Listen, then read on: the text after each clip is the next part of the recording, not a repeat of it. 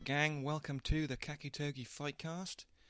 This broadcast is powered by the rather marvellous Kakutougi Fight Forum, which you can locate at kakutougi.proboards.com. My name's Darren Falco. I'm also available on the boards. You can find me on there as the Mage. And today I think we're going to take a bit of a detailed look, or whether it's detailed enough is up to for you to decide, at the upcoming Glory 33, which, as I do this right now, is exactly 1 week away.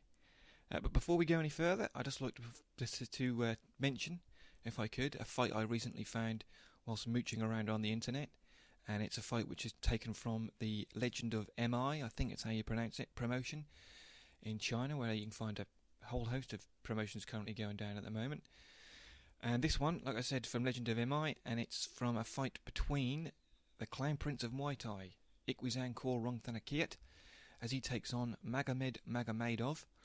The fight itself is listed on YouTube as simply Ikwizang versus Magomedov. Ikwizang, if you're just going to check it out, you need the spelling. It's Iquezang. I won't spoil it for you, but the video itself is taken from the perspective of Magomedov's corner. It's only about a minute and a half long, and the end is a bit of a surprise. But like I said, check it out if you can. I thank you for indulging me on that one, but now let's go into what I said we were going to take a look at, and that's Glory 33 New Jersey, which goes down at the Sun National Bank Centre in Trenton, or as we say in England, Trenton. And first of all, that Glory seemed to have managed to procure something of a sponsor in this one in Parks Casino. I can't tell you a great deal about them. I'm not a gambler in the slightest, apart from with them being a casino. They'd like to take your money. And also that Frankie Edgar is also involved in some of the promotional duties for this one, so something of a boon for them. But the main event, of course, was, if you know this already, is Rico Verhoeven defending his heavyweight championship, his Glory heavyweight championship, against Anderson Braddock Silva.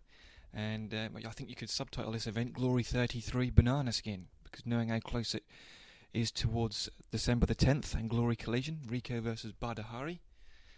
It's a bit of a surprising choice, really. It's a bit close to the event, and who knows what may happen. Rico has slipped up before. He has reasons for his slip up, of course, against Andrei Gerasimchuk back in Kunlun in January 2015. But could it happen again? And also the co-main for his middleweight championship, which is actually, I think it's going down in the Super Fight Series, which is available on Fight Pass for UFC. And that's Simon Marcus defending his crown against Jason, is it Tyson, is it Psycho Wilness? I'm not quite sure what his nickname is nowadays. But we'll start from the bottom and work our way up. And it's Francois Ambang versus Daniel Morales, I think, will be opening the show up. And this is a rematch from a little while ago, which Ambang won by decision. Danny Morales is 0-2 currently in Glory, picked up losses to Ambang and Casey Green, which I thought he was a bit unlucky to lose that one. I thought it could have gone either way. Danny, his boxing isn't too bad, I've got to say. I think he's impressive there. But in these contests that I've seen in Glory of Mr. Morales, I've got to say that I think lightweight might be a bit more suited for him, but that's not for me to say, really. Ambang is 4-4 in Glory. Actually had a 9-fight run as a pro boxer. I think that was over between 2008 and 2010. Didn't go too well, I've got to say. He lost 7 of those 9. But he has got a big name of note on his ledger. He was blasted out in 2 rounds by none other than Sergei Kovalev, who is going up against Andre Ward in November. That fight was finally been confirmed and officially nailed down. And Francois, he's been in with some big names. I think he's more famous for his losses than his wins, to be honest. And he didn't perform too badly in his loss against Joe Valtellini back at Glory 9. That was in 2013, 3 years already. That's unbelievable thinking about that. I remember that quite clearly. Got to the tournament final back at Glory 30 Los Angeles. Thought he was very hard done by to pick up a loss to Richard Abraham. But I think he's more famous. His most famous outing, of course, I think he'll be on highlight reels forevermore. That spectacular KO loss to Raymond Daniels a couple of years back. So yeah, that's the first fight. This is not a tournament fight in any stretch, way or form. This is just a simple one-off fight. And like I said, Ambang won the last time out. Can he do it again? My prediction, I'm going to say yes.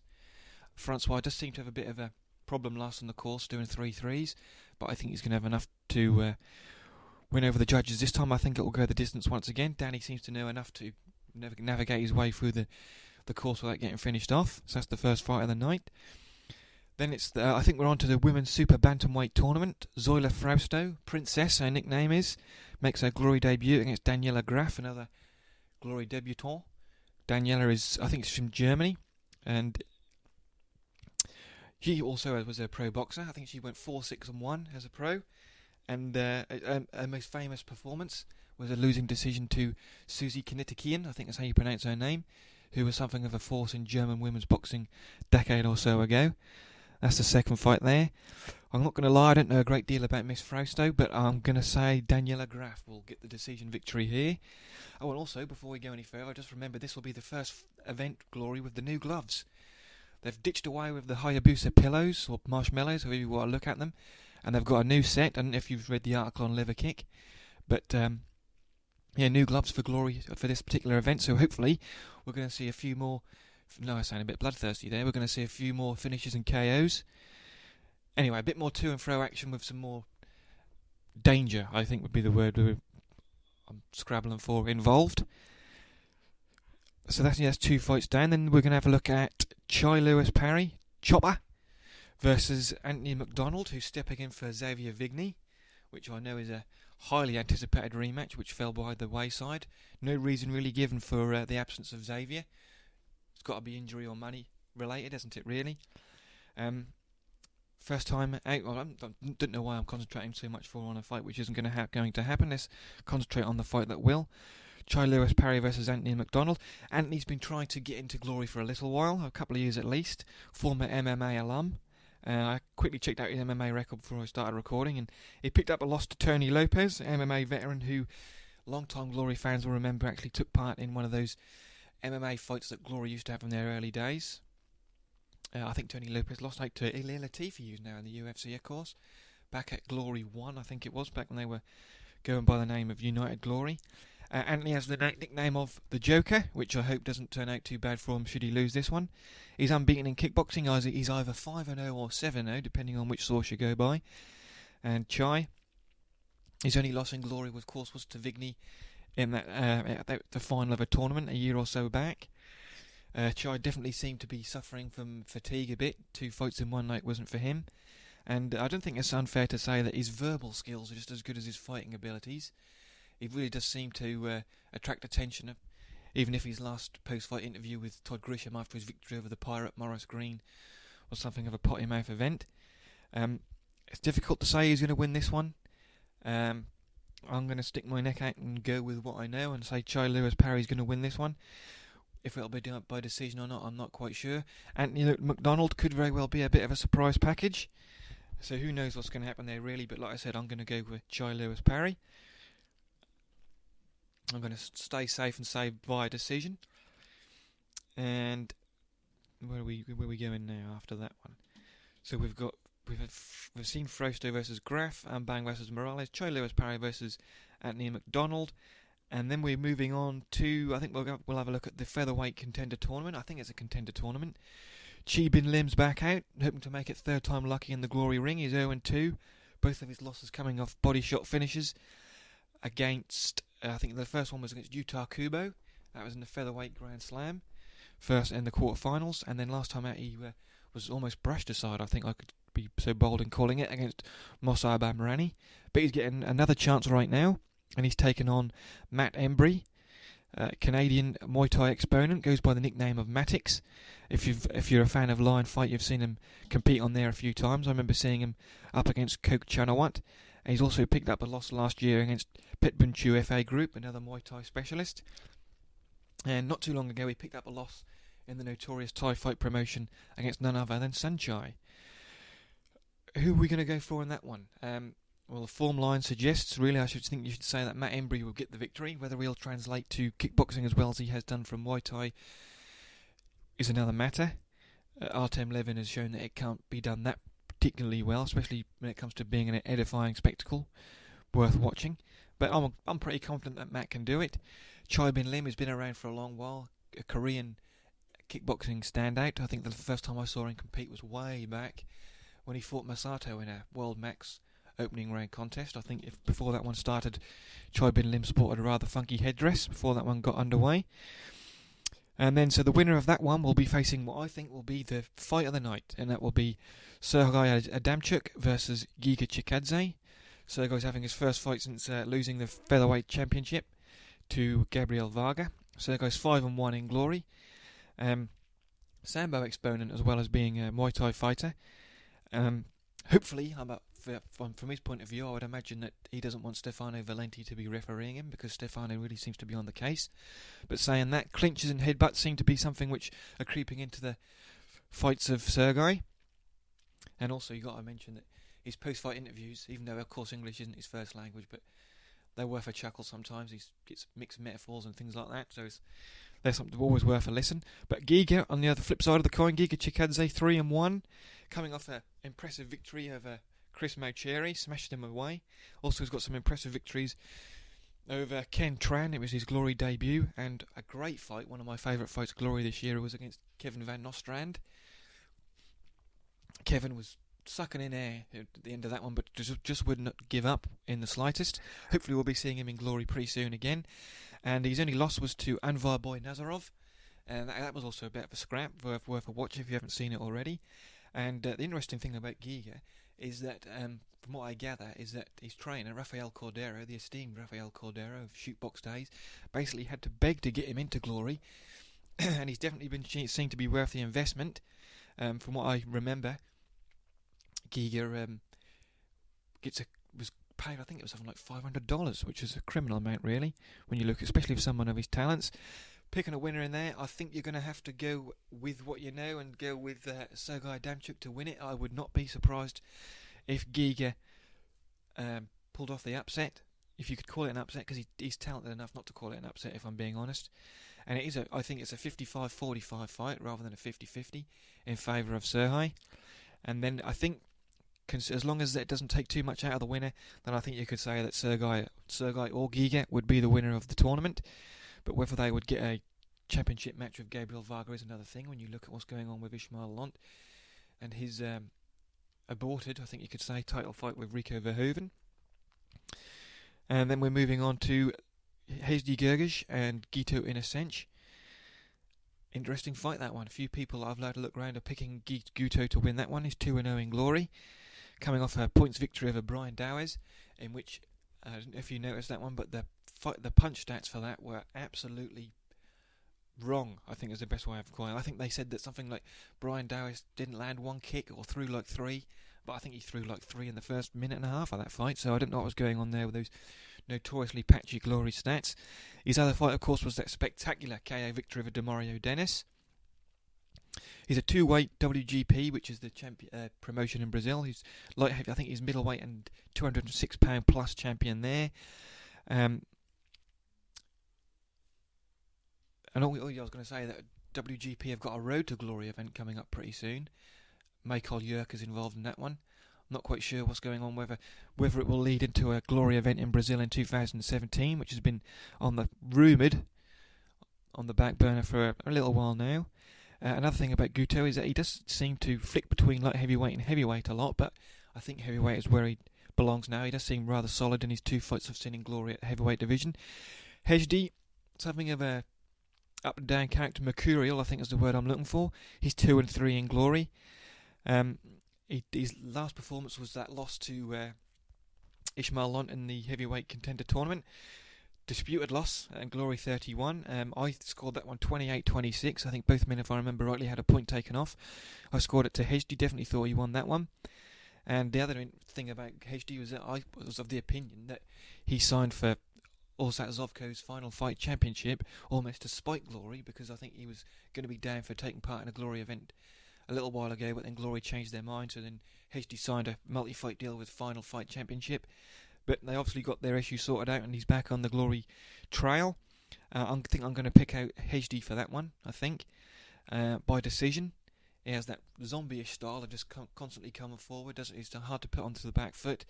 Guto could whip out something karate-ish and surprise us all, but I don't think he will. I'm going for Hezdi to win that one by decision. I'm picking out a lot of decisions here tonight, aren't I?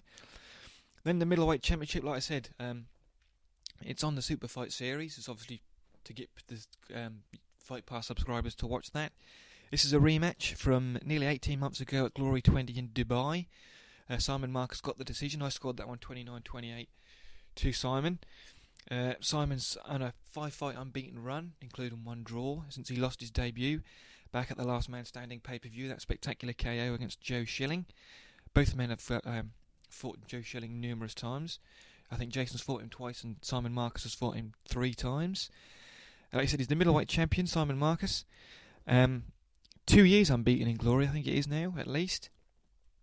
But saying that, he hasn't quite gotten used to Glory kickboxing rules, has he? The Muay Thai style is hard to beat out of him, as it were, and he's very clinch happy. I don't want to see him and Artem Levin fight under kickboxing rules again. I think it's fair to say those fights were horrible. His footwork is not quite right. Something's not quite there when it comes to Simon's footwork. But I don't want to sound as if I'm shitting on him too much, because I'd never get in the ring and fight. I know that much. And so Jason Wilness, he's 5-4 in Glory, and patchy competitor. He's yet to be able to string 3 wins together. He's currently on a 2-win streak, so if you're going by the form guide, I think you could say Simon's going to win it. But of course, form guides aren't worth anything once the bell rings. So far in Glory, his debut victory was on that ill-fated Glory 4 pay-per-view against Toshio Matsumoto, and I think it's 1 win, 2 losses, 2 wins, 2 losses, 2 wins. So like I said, the form book suggests he's going to pick up a loss. But it's got to be said that, with the exception of the Matsumoto win, he's faced something of a veritable Glory murderer's row in his career. He's fought Joe Schilling twice, Philip Verlinden, Simon Marcus, of course, Alex Pereira, Wayne Barrett, Sahak Parparian, and Artem Levin. That was also at the Glory pay-per-view. And the thing about Jason is he's a bit of an ironing board, get that right, straight up and down, doesn't move his head too much, but he's very hard to put off. His boxing isn't too bad. I do like his boxing and combinations. Over 5 rounds as opposed to 3 rounds, it could be interesting. Could Jason pull it off out of the bag? I would not be surprised if he puts it together like he can do. I wouldn't be surprised in pulling it off. Those 2 extra rounds could be the difference maker. I'm not going to put my hand on my heart and make a confident prediction, but I'm going to say Simon Marcus via disputed majority decision, I think, is what I'm going to go for there. And then that brings us to the main event of the evening, Rico Verhoeven versus Anderson Braddock Silva. And for all you superstitious people out there, like we said, we were talking about the fact that it's a bit close to the bone in terms of the Rico Verhoeven Badahari match. And guess what? It's Rico's 13th fight in Glory, this will be. So, who knows? It could be unlucky for one of them. But, on the flip side of the coin, it's also the 13th fight in Glory for Braddock. So, it could be unlucky for him as well. Braddock is 6 wins and I think it's 6 losses. But when you take into consideration that he's lost to Jamel Ben Sadiq in Vegas, and Jamel failed a drug test in that one, I don't think it's been reverted back to a no contest yet, but it definitely should do if he failed that drug test. So it's either 6 wins, 6 losses, or 6 wins, 5 losses, and 1 no contest for Braddock. And again, he's something of a patchy operator. His form line is loss, win, loss, win, loss, win, win, loss, loss, win, loss, win. You can follow me on that one. But you look down, and once you have a pick out of his record, and some of the guys that he's defeated and some of the guys that he's lost to, his wins are over Igor Yurkovich, Daniel Sam, that disputed victory over Remy Bonyeski in Remy's supposed retirement fight. He hasn't fought since, but he's made some rumblings that he will be coming out of retirement, if the money's right. 6 figures, probably. Sergei Karatonov, which was a great win. He did a number on Sergei. Maurice Green, who, being honest, I don't think he should be set foot in the Glory ring ever again. And the victory over Gordon Haupt, which was something of a facile one. Gordon just couldn't take the body shots. And his losses are against the big names, it's got to be said. Ishmael Lont, Jamel Ben Sadiq, which I said should be reversed, Errol Zimmerman, that highly dubious loss to Daniel Gita back when I think it was might have been the debut Spike show, but I might be wrong on that. But if you haven't checked that out on YouTube, definitely do so. There's something wrong there. Also, the fact that there wasn't a replay shown, I think, is a sign of something. Gokhan Saki at Glory 4, and then at Glory 2 at Remy and Remy's debut for Glory. That was a close one, which I think went to an extra round off the top of my head. And of those losses, 4 of those losses have come inside the distance. So picking at that record, I think you've got to say that Rico is the favourite. I think he's switched on. He's not one of those, with the exception of the loss to Andrei Herasimchuk, but like you said, he had a daughter on the way, and at that time, with the exception of that, he does keep his head screwed on. Sensible sort of lad, and his training team aren't the sort to let things rest. I think they'd soon let him know if things were going wrong. Dennis Crowell is a very good trainer, but I think saying that, I think last time out he did a bit of training at the Coliseum, where Peter Arts and the Wilderness Brothers, of course, train. Rico credits Tyson Fury with bringing his boxing along. I remember reading a story about how Tyson Fury was jabbing his sparring partner's head off, and then after a couple of rounds he switched stance and went southpaw, and they could not believe what was going on. And I think a few of the sparring partners actually left. Rico was one of the ones which stayed around, and it's a good job he did. Like I said, he credits Tyson with bringing his boxing on a lot, especially his jab. Tyson, though, it's got to be said, facing a UK anti-doping hearing, which I hear is going down in September. He's got some questions to answer as it pertains to potential nandrolone test result. So that's going to be worth watching, keeping an eye on that one. But make a prediction, of course, I've got to do that, and it's got to be Rico. Like I said, it's something of a banana skin, but I think Rico's going to get it done. And also, when it comes to Braddock, you've got to take into consideration what sort of shape he's going to be in. He fluctuates. Sometimes he doesn't look too good at all. Sometimes he looks pretty good. I think he's currently training at Pedro Hizzo's academy, but another thing with Braddock is that he does flick around a lot. He did a spell at Blackhouse. He had some time with Rafael Cordero, but left because he wasn't getting enough one-on-one time. But it's also worth noting that none other than his namesake, Anderson the Spider Silva, once declared Braddock as the finest striker in Brazil. So, didn't really make them completely, but I'm going to. I think Rico's going to get it done. Something of a decision machine, it's got to be said. He's on a 10-fight winning streak since picking up the loss to Semi Schilt at Glory 4. He's been off for 6 months. I think this is one of his longest breaks for Glory, but I think that's going to be good for him rather than a hindrance. I say Rico via 4th round TKO. There you go, that's my prediction for that one. And then hopefully we're going to move on, no problems aside, for Glory Collision, 10th of December in Germany at the König Pilsner Arena. I think that's easily going to be probably the biggest show that Glory have put on, maybe with the exception of Glory 4, which of course, though, that was a disaster. Hopefully Collision won't be as badly received as Glory 4. So that's the Glory event I had a look at. I think I've picked up everything that I wanted to off there, which means I've got a little bit of time to throw in. I was going to do a quiz. There we go. I'm going to call it the Furious 5. 5 questions for you. Please, if you've got the time, have a stab at it.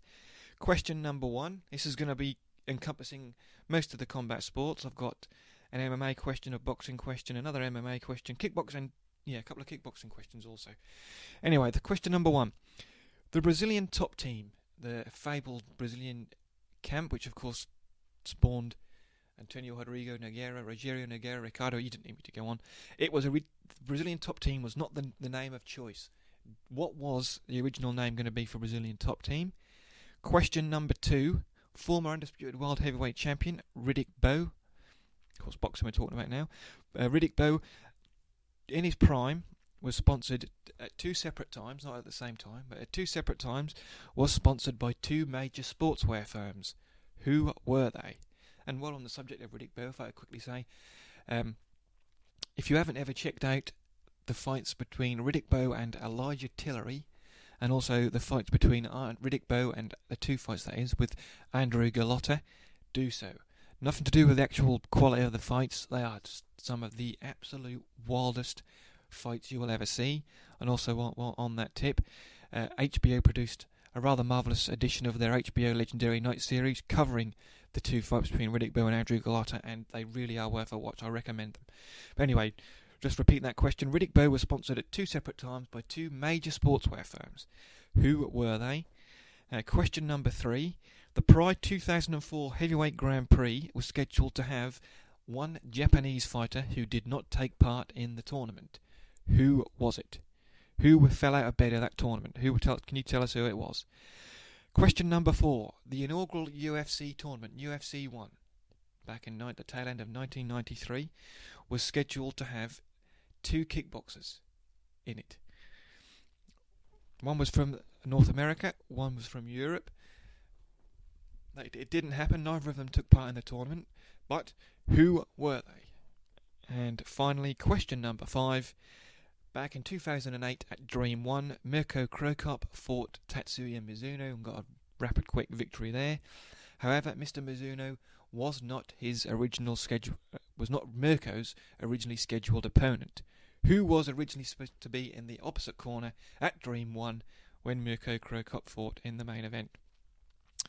Anyway, that's your 5 questions. Please, if you've got the time, have a stab. Let us know on the forum, or however with YouTube or SoundCloud comments. I'm not sure if you can comment on iTunes. I've never used it. I'm not quite sure, but however you can do so and get in touch, please do so. I think that's everything covered for today's Fightcast. Just a quick reminder, if you've enjoyed it and you want to sign up to the Fight Forum, please do so. Like I said, it's at kakutougi.proboards.com. It's absolutely free and it'll take less than 5 minutes of your time. Big shout out to some of the guys on the board right now.